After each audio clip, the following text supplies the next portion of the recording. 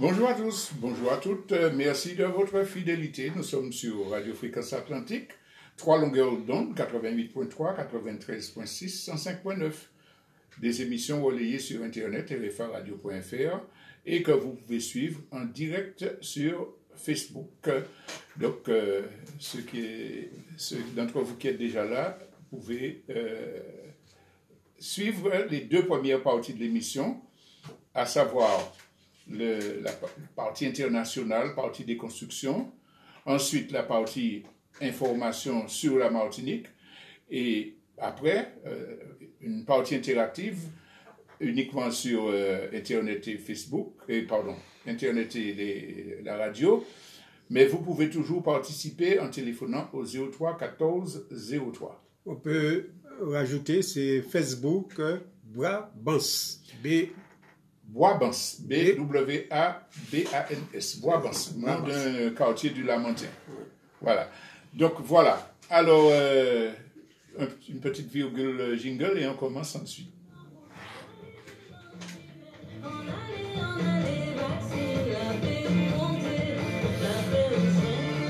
Voilà. Alors, deux points d'actualité. C'est l'affaire des sous-marins qui devait être acheté par l'Australie, contrat annulé. Ensuite, l'arrivée de Uber en Martinique. Et en partie des constructions, nous allons réfléchir sur la question du rapport des forces entre les colonialistes et nous, et la question de l'unité qui en découle. Nous allons tout de suite commencer par cette information qui est sur les médias depuis bientôt une semaine, massivement, et qui concerne l'annulation par l'Australie d'un contrat d'achat de sous-marins qui avait été programmé avec la France, accord signé en 2016. L'essentiel des commentaires que nous entendons sur cette affaire, c'est que l'Australie, les États-Unis et la Grande-Bretagne ont donné un coup de poignard dans le dos. On ne se fait pas ça entre ennemis. Ce sont des scélérats. Et Biden fait la même politique que Trump. Soit dit en passant, nous l'avions dit avant les élections, que les chefs d'État impérialistes états-uniens restent les mêmes, quel que soit le style affiché. Bref, mais c'est ce qui domine. Ah, et ça ne va pas se passer comme ça. Et oui, c'est la fureur, c'est l'émotion. Et la France est tellement fâchée, il fallait réagir. Alors, première réaction, on va annuler un gala qu'on devait faire aux États-Unis. Et puis, comme c'était pas assez fort, chose qui ne s'était jamais vue dans l'histoire des relations entre les États-Unis et la France, on a rappelé nos ambassadeurs pour consultation, et pour montrer qu'on s'est tapé du poing sur la table. Alors, évidemment, tout cela, c'est du cinéma. Ça ne veut strictement rien dire de rappeler des ambassadeurs pour consultation. Annuler un gala, c'est de la plaisanterie. Mais c'est simplement l'expression d'une rage d'un gouvernement à qui on a signifié « vous ne représentez plus rien sur la scène internationale ». C'est ce qui explique la rage. Parce que quant au fond, tous ces commentaires-là, toutes ces réactions émotionnelles-là, cachent les véritables enjeux et les véritables réalités dont la France est avertie, qui fait partie du normal des relations entre les pays. Alors, on va rappeler quoi? Il s'agit de quoi? Les Australiens ont signé un contrat avec les Français pour qu'ils construisent et leur vendent donc 12 sous-marins Barracuda qui fonctionnent au diesel électrique ancien modèle. Et puis, semaine dernière, l'Australie dit, bon, nous allons annuler le contrat. Oui, nous savons, on ne vous a pas averti, mais vous aurez des compensations, on annule le contrat, parce qu'on va acheter des sous-marins avec États-Unis qui sont plus opérationnels, qui sont plus nécessaires dans notre stratégie militaire, parce qu'ils sont à propulsion nucléaire. Alors évidemment, la France réagit comme on l'a dit. Derrière cette affaire-là, il y a des conséquences pour la France, bien sûr, puisqu'il y avait 1800 emplois en Australie avec des techniciens français, des ouvriers français, aux côtés d'ouvriers australiens qui allaient construire un certain nombre de sous-marins. Mais il y a aussi la société qui avait signé le contrat, qui était qui fournissait les sous-marins, qui en France avait prévu 500 emplois, préparer des installations pour pouvoir développer, créer ces sous-marins-là à Cherbourg, dans les installations de Cherbourg. Alors, ce groupe-là s'appelle Naval Group. Naval Group, c'est lui qui avait raflé le marché et on se vantait partout. 50 milliards! Oui, voilà, ça va donner du travail, etc.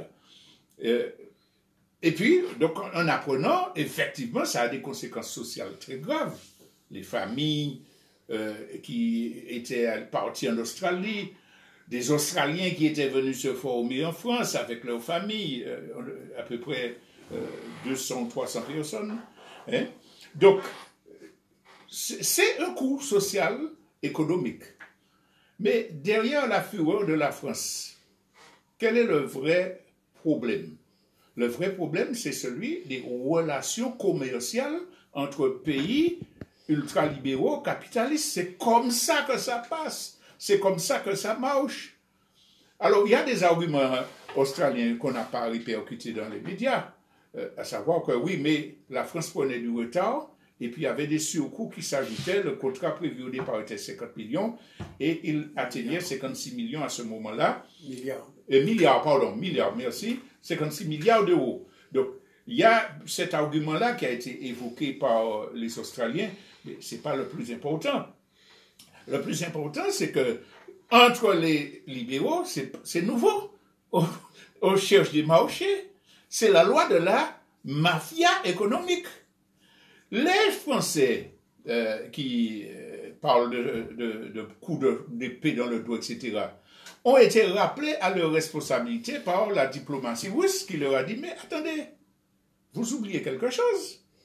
En 2015, nous avions signé un contrat, vous deviez nous livrer 2 vedettes pour des plateformes pour lancement d'hélicoptères, etc. Et puis vous avez décidé d'annuler le contrat parce que vous n'étiez pas content de notre politique vis-à-vis de l'Ukraine. C'est quoi ça? C'est méthode commerciale de mafia, du chantage. Alors, vous donnez des coups de poignard dans le dos à vos partenaires commerciaux, ben c'est normal que vous en receviez. Bon, ça c'est les Russes qui se moquaient un peu des Français dans cette affaire-là, qui l'ont dit. Mais pour montrer bien qu'il s'agit d'une mafia, on parle de vente de sous-marins.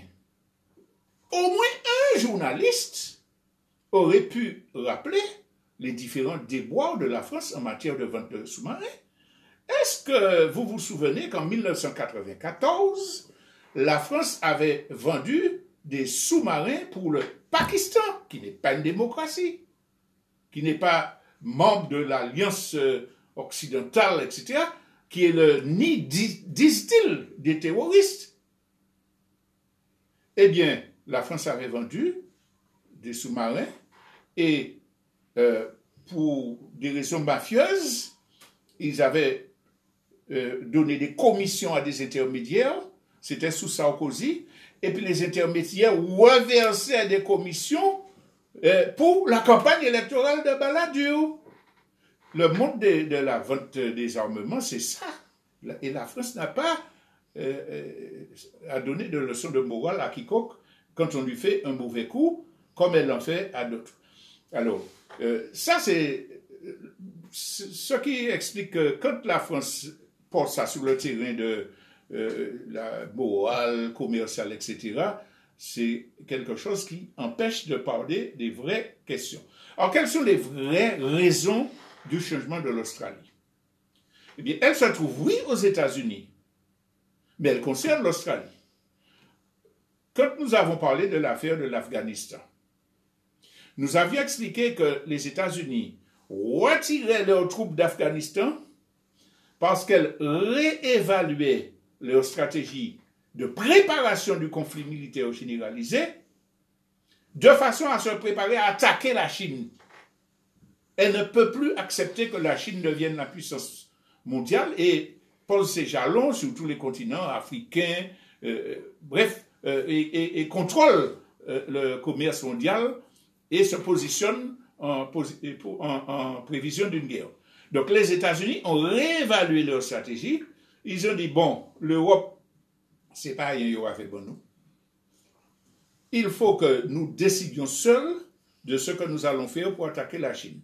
La Chine devient trop menaçante dans la mer de Chine et elle a déjà fait des essais, des manœuvres militaires pour montrer qu'elle est capable d'attaquer Taïwan, etc. Donc, les États-Unis se préparent à la guerre. Et pour préparer à la guerre, elle voit l'Australie, vous êtes en première ligne là, face à la Chine.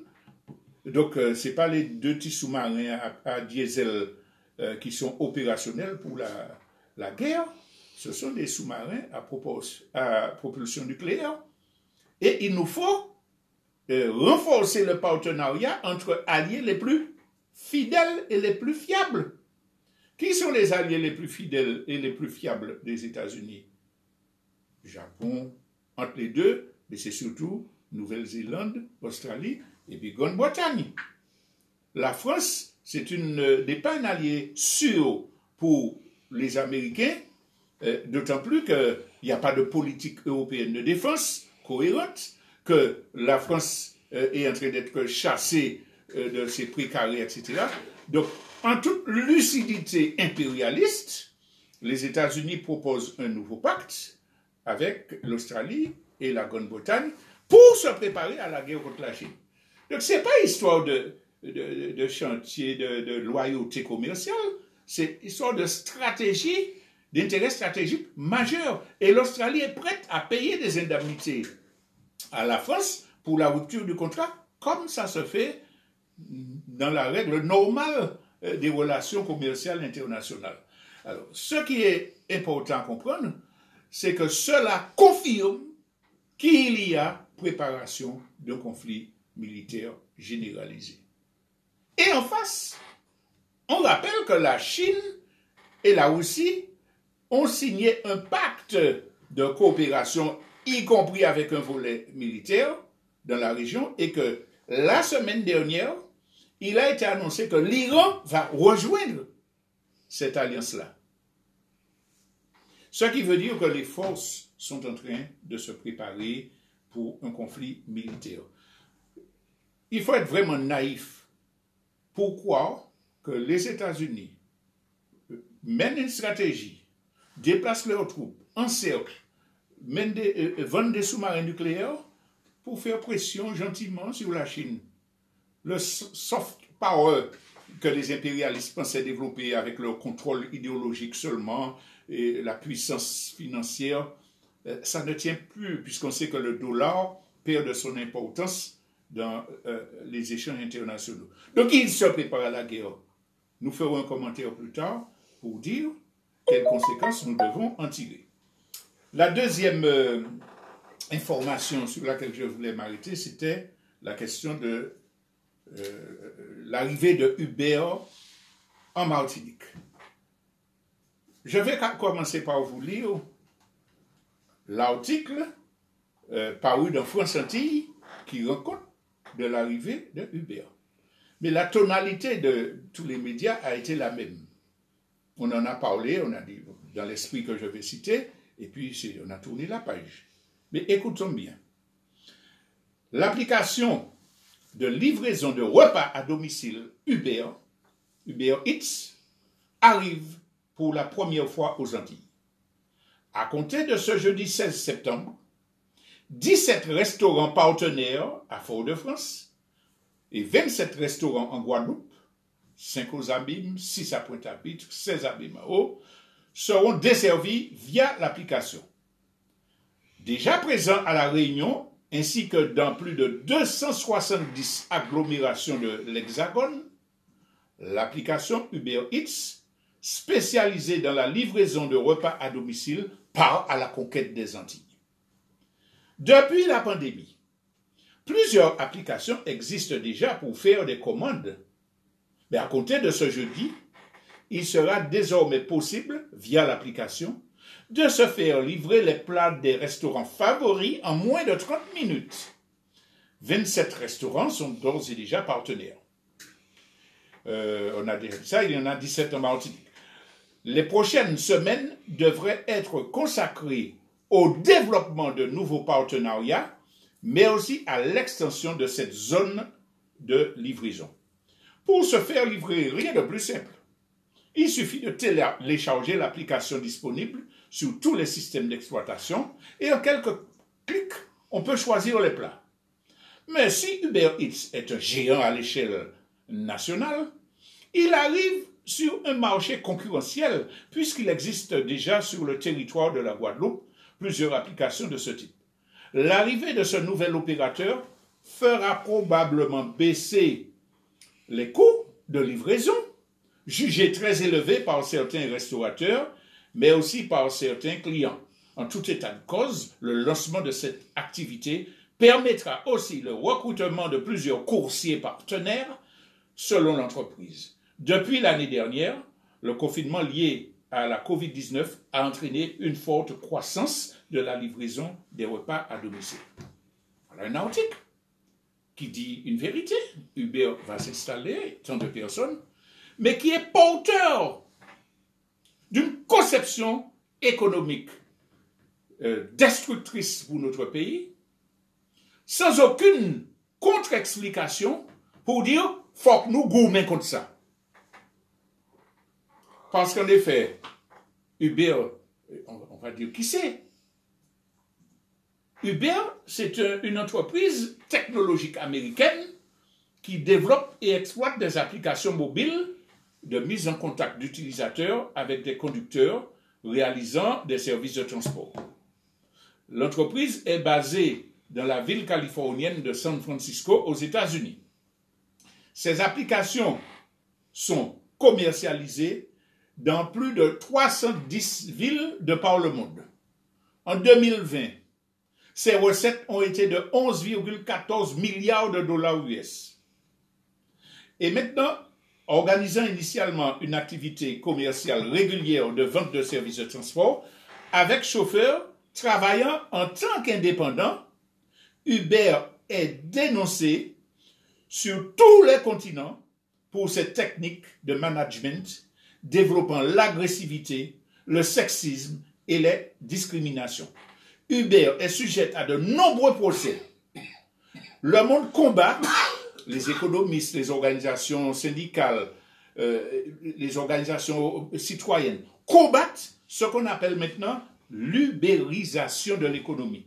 Ça veut dire que c'est une technique que les multinationales ont trouvée pour casser le droit syndical, pour casser les conventions collectives et pour remettre toutes les difficultés de l'activité sur le dos de personnes individuelles. Ah oui, je suis auto-entrepreneur. Nous avons déjà suffisamment dénoncé ce leurre de l'auto-entrepreneuriat qui fait qu'on ne cotise pas pour sa vieillesse, pour ses sécurités sociales, etc. Et que toutes les difficultés inhérentes à l'activité ne tombent que sur vous personnellement et vous n'avez pas de trésorerie pour pouvoir y faire face. Donc c'est une vaste mascarade. Le monde entier progressiste dénonce l'ubérisation du travail.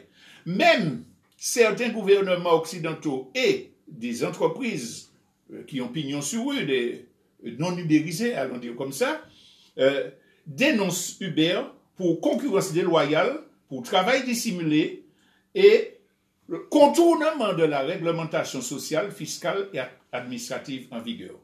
En particulier, les chauffeurs ne sont pas liés à la société Uber par un contrat de travail, donc ils ne sont pas salariés, et ne sont couverts par aucune cotisation sociale, assurance maladie, chômage, retraite, et puisqu'ils ont un statut d'auto-entrepreneur. Ça veut dire que nous avons affaire à une entreprise mafieuse, il faut le dire, qui casse le droit syndical, qui pille les économies en détruisant les tissus endogènes et même des entreprises solides qui respectent plus ou moins le droit social pour se lancer dans la jungle capitaliste. Quand même, Quand on dit que Uber vient en Martinique, il ne faut pas dire aux gens qui est Uber. Il ne faut pas dire, attention, tous les gens qui font des communiqués pour appeler à pendre des 2 ou 3 militants qui dénoncent, qui cassent une statue colonialiste, qui disent il ne faut pas que des masses de population viennent à l'aéroport pour développer la pandémie, etc. Tous les gens qui font des communiqués, qui parlent de xénophobie, qui parlent de tout, combien d'entre eux, syndicats compris, ont fait un communiqué pour dire attention, Uber c'est criminel. Uber c'est une chose à combattre. Donc, ça c'est, on ne dénonce pas les vrais criminels, mais on se déchire entre nous. Et il y a une question que je souhaiterais poser à côté de cela, de façon collatérale, si on veut dire. Cette semaine, tout le monde a applaudi le fait que l'humanité reconnaisse la biodiversité martiniquaise. Nous sommes inscrits au patrimoine de l'humanité. Ah, on inscrit la yole au patrimoine, tout le monde a applaudi, etc. La question fondamentale que nous devons nous poser et y répondre explicitement. Quand la Martinique sera protégée, sauvegardée, quand elle va devenir un site d'appel pour les capitaux, pour la rentabilité du tourisme, qui va en profiter? Quel Martiniquais va tirer des fruits? Puisqu'on est en train de faire un génocide par substitution, on est en train d'éliminer les couches moyennes, les petits artisans, etc. Enfin, tout ce qui est force vive dans le pays, et on appelle les gens à venir s'installer. Les syndicats français de l'enseignement publient dans leurs locaux des documents pour dire allez travailler aux Antilles, il y a des primes, vous pouvez vous installer, il y a des maisons, etc. Qui va bénéficier de ça? Vous suivez peut-être les émissions télévisées du dimanche après-midi ou du samedi après-midi, comme 7 à 8, ou bien l'autre là, une autre qui parle. Regardez que chaque week-end, chaque émission présente des Français qui vont s'installer en Thaïlande, Polynésie, partout, et qui disent, il y a des opportunités. J'ai créé un restaurant, j'ai créé des hôtels, je fais visiter, je gagne beaucoup d'argent.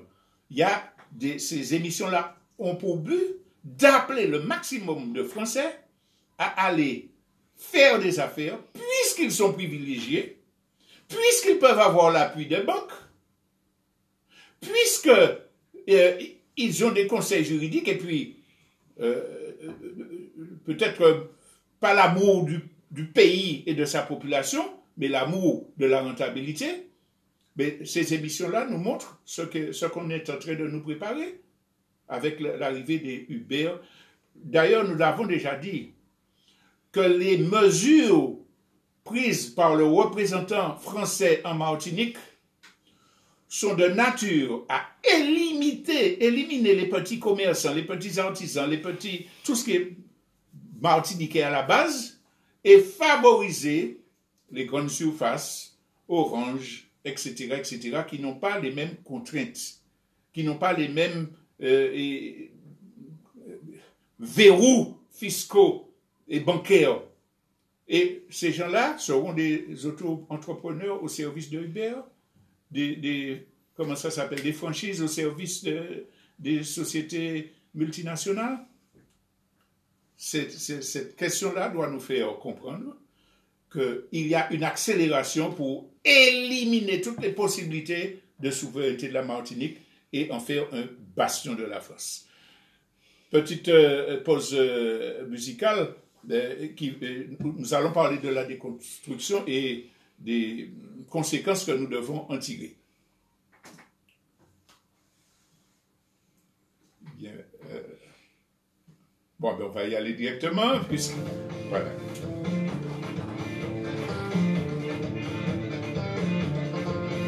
Dans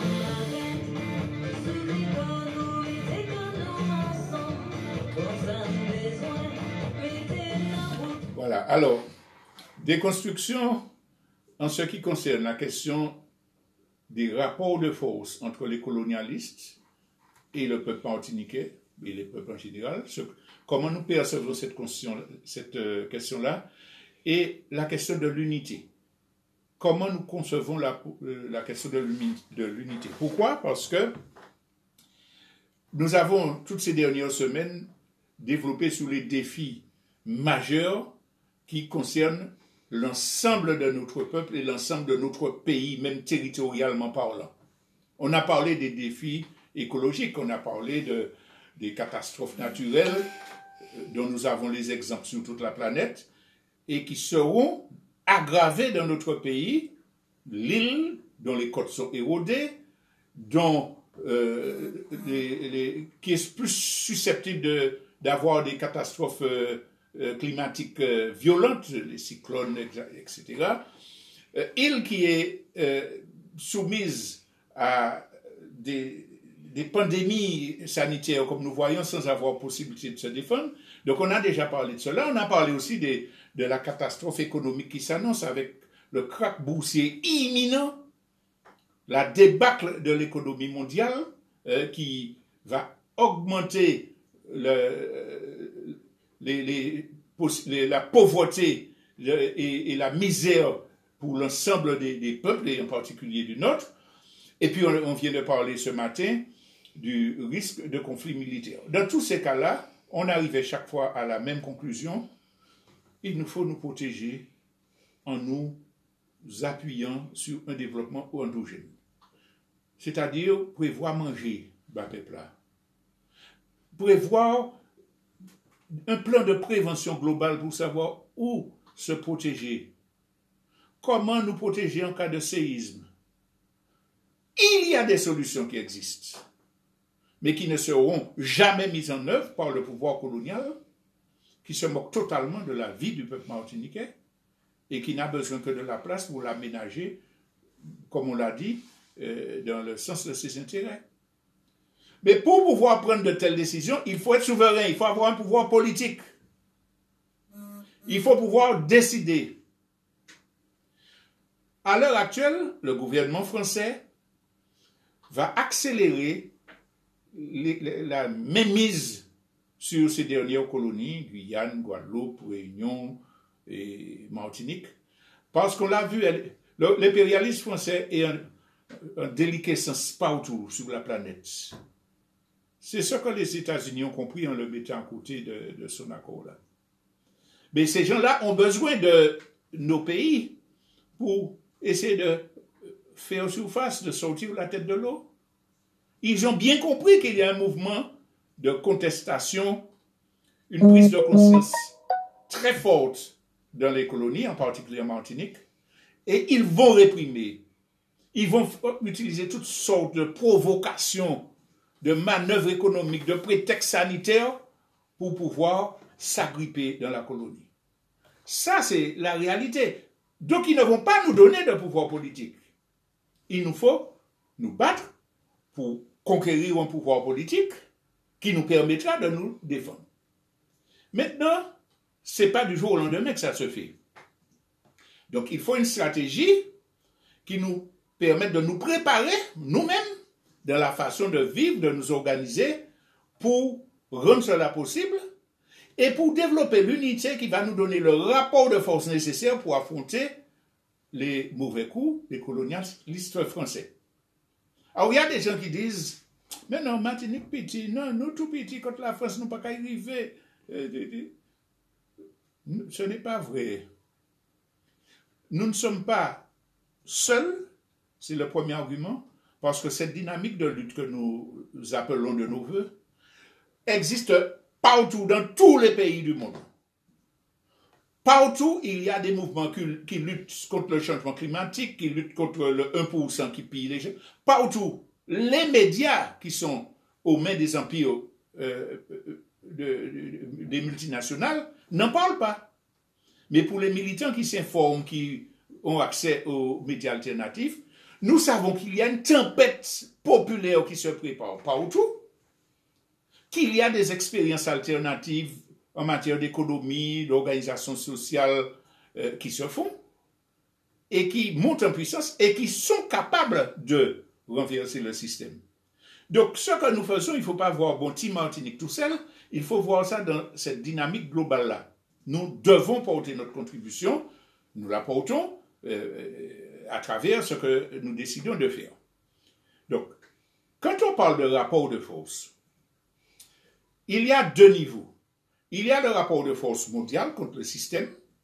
J'ai donné un élément de réponse, ça veut dire que quand nous participons au travail, nous contribuons, même notre exemple est répercuté, nous contribuons à affaiblir le système impérialiste, les gouvernements qui défendent l'ultralibéralisme, et nous accélérons la transformation globale. Ça, c'est un premier niveau.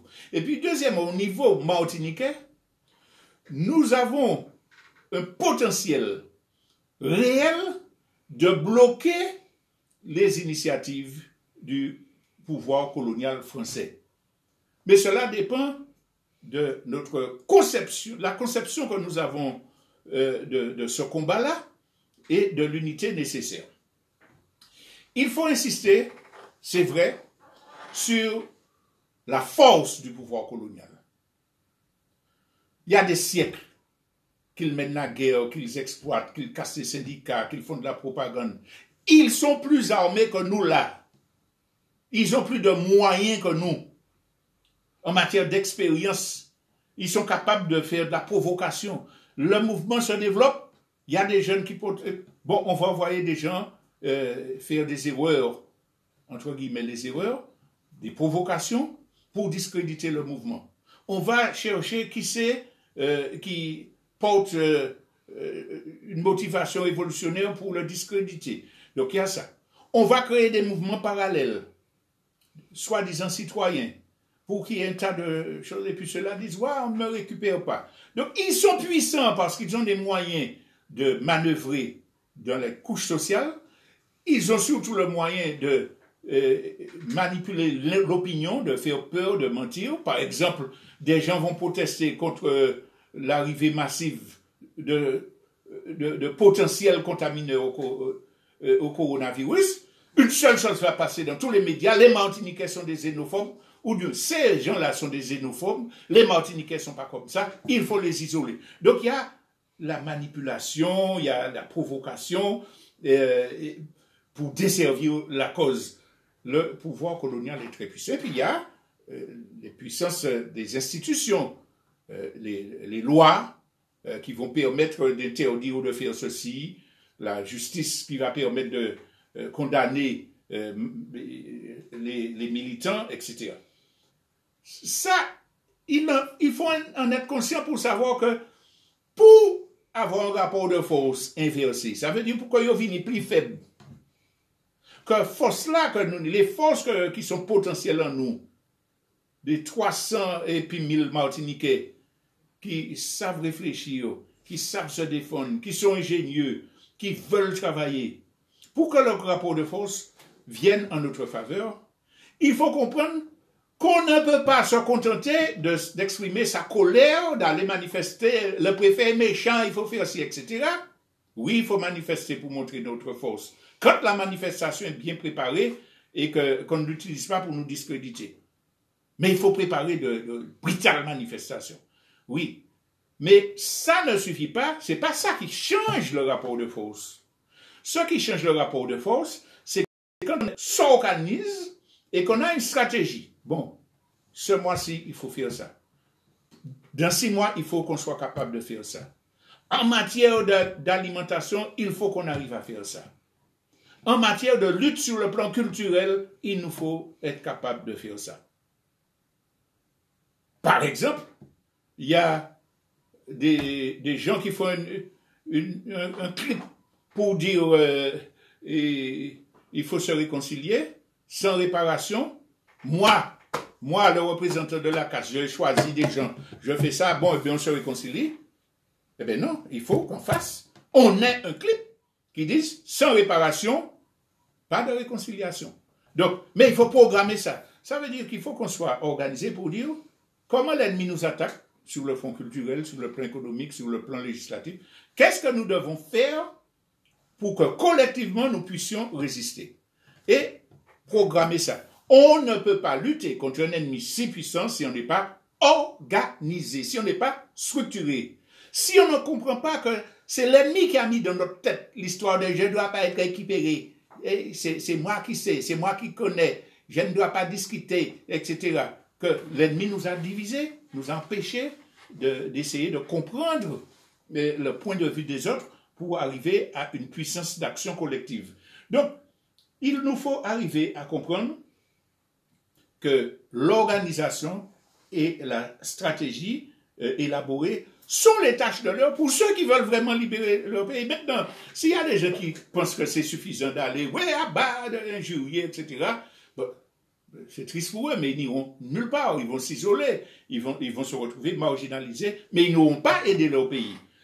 Il faut avoir une vision stratégique de la lutte de libération nationale. Et pour avoir cette vision stratégique, quelles sont les conditions? Premièrement, chasser de notre conscience l'individualisme petit bourgeois, le syndrome de lynch diviseur que pendant des siècles, ils nous ont inculqué. Il nous faut comprendre que l'idéologie qu'ils ont développée dans les médias, même si nous n'en sommes pas conscients, influe sur nos comportements, agit sur nos comportements.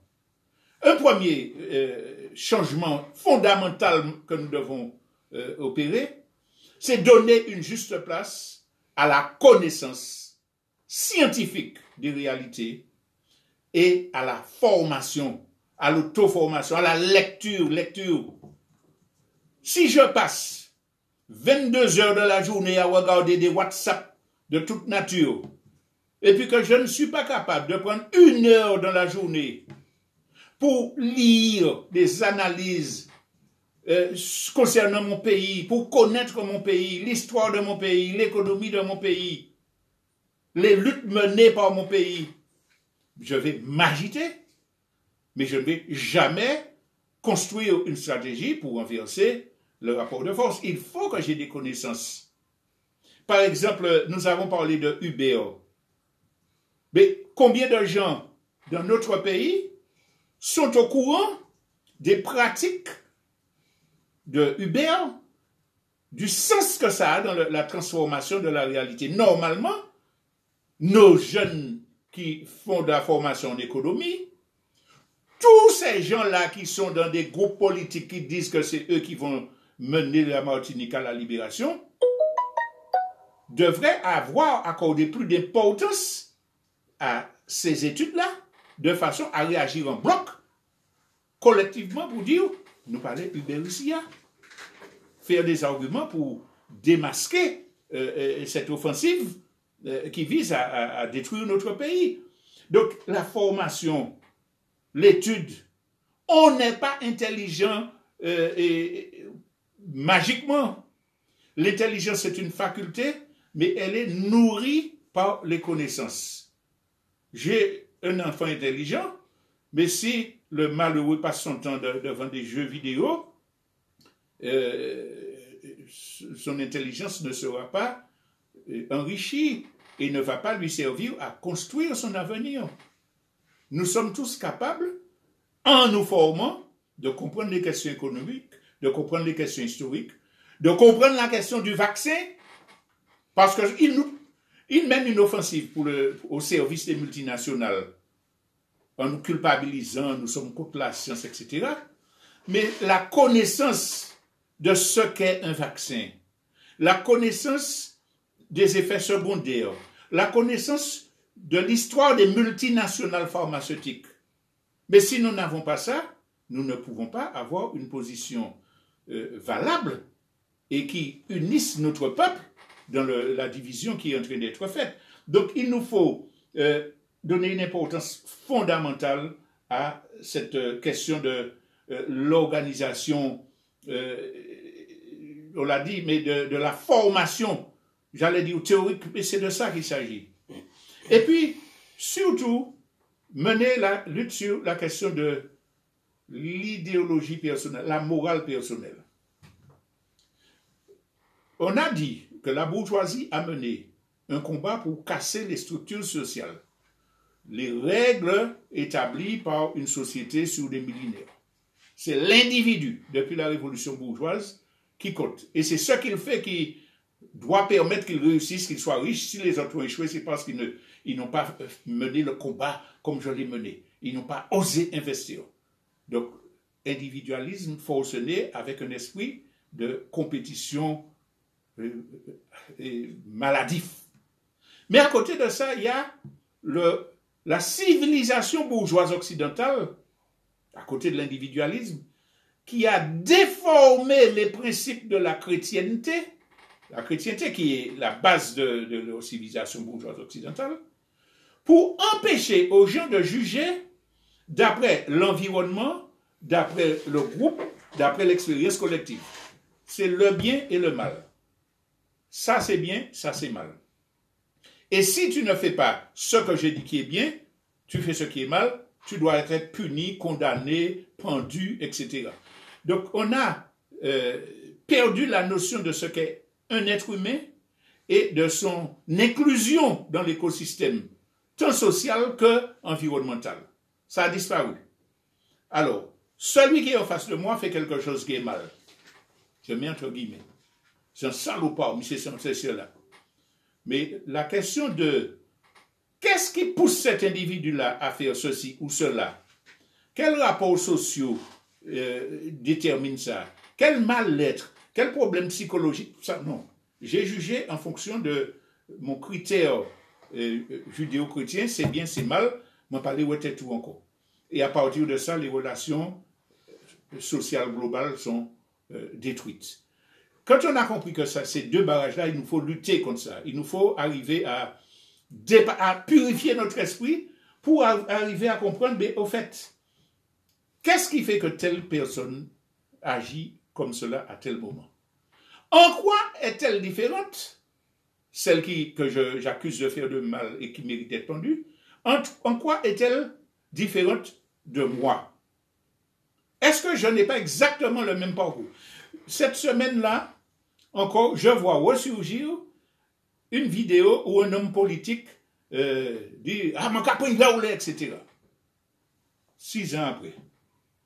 La personne qui fait circuler cette vidéo n'a-t-elle jamais dit à son copain, son ami, son voisin « Mon capot, il tout » En quoi, parce que la personne est élue, on refuse qu'elle ait un comportement humain puis qui peut être condamnable.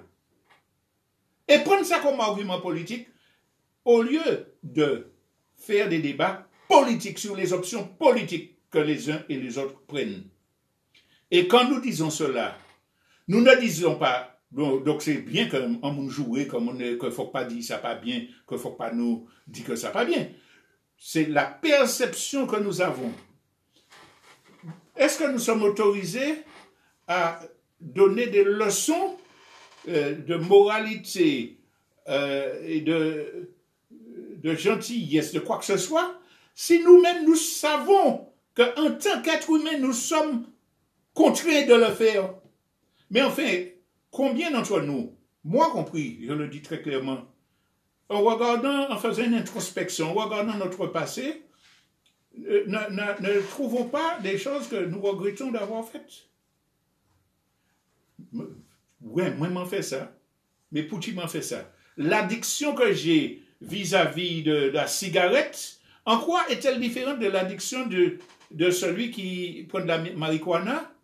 Sauf que la marijuana, étant plus dangereuse, peut conduire à d'autres toxicomanies et donc à la délinquance. Mais le fond de l'affaire, c'est que l'être humain a des pulsions, l'être humain a des défauts, à des moments différents et la personne peut évoluer d'après son environnement. Donc si nous comprenons que avant de juger sur la base de l'individualisme et de la morale occidentale, que nous cherchons à comprendre et puis voir quel processus mettre en marche pour corriger, comme dirait Mao Tse-tung, pour guérir la maladie, pour sauver l'homme. Alors évidemment, il y aura toujours des malades incurables. On aura beau faire ils vont rester dans la trahison, dans le mensonge, dans tout ce qu'on veut. Mais l'essentiel de la population, c'est pas ça.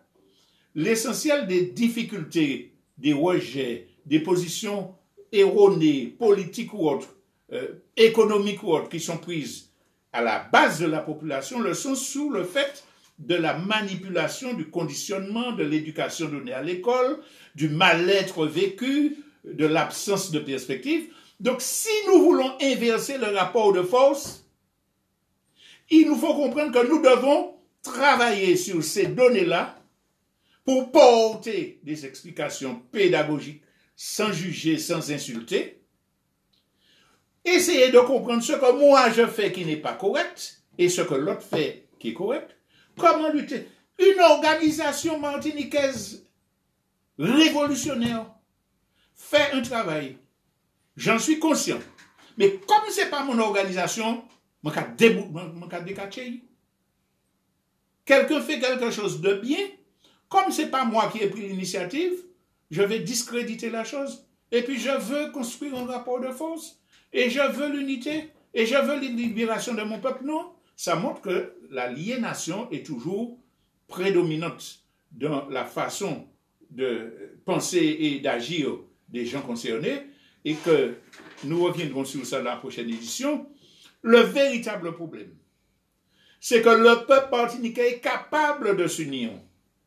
Il a les compétences nécessaires pour construire un pays sur des bases solidaires alternatives et par là même de porter sa contribution à l'éradication du système impérialiste, colonialiste et capitaliste aux côtés des autres peuples du monde. Il en est capable. Mais il faut que chacun nous y mettions du nôtre et que ceux qui aiment vraiment leur peuple et leur pays comprennent que l'ennemi est puissant.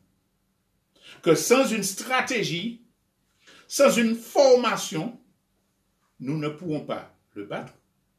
Sans unité, nous ne pourrons pas le battre. Donc, après avoir compris ça, qu'on transforme nos comportements. Voilà, alors nous vous remercions de votre attention et on prend rendez-vous dimanche prochain pour une autre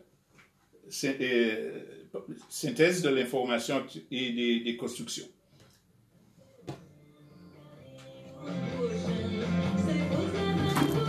C'est